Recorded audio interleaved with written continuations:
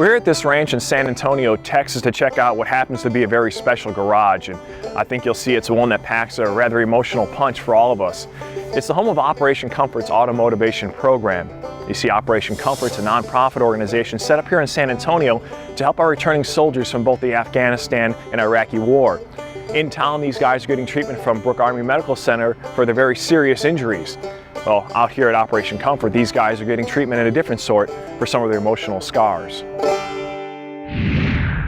When I first came here, I had no idea what I wanted to do or what I was going to do. You know, all I knew is my career with the Marine Corps was ending, and I didn't plan for that to happen. After I got hurt, probably about like 90% of the guys, you know, you dwell on stuff you shouldn't. So, I mean, it gave me a gateway to focus on something else. So how did you come up with Operation Comfort? How did this all start? Well, I was a flight attendant for American Airlines, and I was flying the guys in and out of Kuwait, and I didn't realize it then, but they changed my life. The next trip Janice made was to Brooke Army Medical Center to help with the wounded soldiers. After hearing Aaron Coates' story, she knew something had to be done. He was driving a fuel truck, and 3 rockets hit it. He started to jump out of the vehicle, and that's when he realized he was on fire, and his hands had melted into the steering wheel and into the gear shift knob.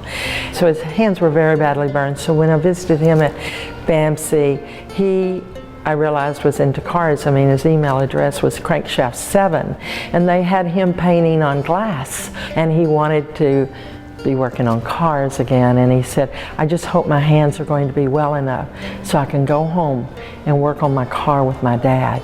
You know, it's a dad-son project. And he said, I wouldn't want to disappoint my dad. Wow. So anyway, I thought, golly, we've got to do something. Have a program for the guys who want to work on cars. The idea of Operation Comfort and its automotivation program was born. The next obstacle was to find a garage to house the program. And I met the owner of the Lonesome Dove, and he invited us out to look at his garage. And he is a Vietnam veteran, and so he understands, you know, what we're trying to do. So when the soldiers come into Operation Comfort, what are you hoping that they get out of it? I hope that they find a space to be able to come to and enjoy the camaraderie of other men that enjoy working on cars and everything. I hope that they may find that they have learned a trade, or they have decided that they wanted to go to college, and to just be able to get something, whatever it is, whatever they need, they can find a little bit of it right here.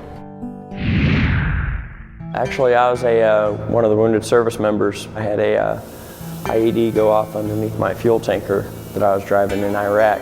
Wound up getting sent to Brooke Army Medical Center because I had suffered some first, second, and third degree burns to my face and hands. Lost my right leg below the knee.